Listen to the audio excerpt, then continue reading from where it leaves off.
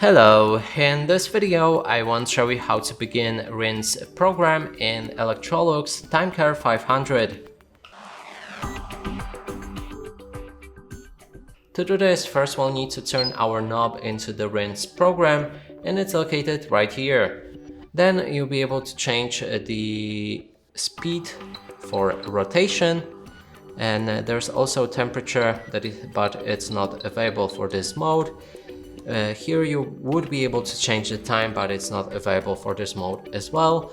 And then there's those four buttons. First one is a pre-wash, not available. Delayed time, that means you can delay the time for when the program should be finished. For example, we can set it to 60 minutes. Then there's easier ironing, not available, and extra rinse that we can activate or deactivate. When everything is finished with all of the settings, you can click on a start and the program should begin unless there's a delayed time activated. And that's it for this video. Hope you like it. Please consider subscribing to our channel, leave a like and a comment below.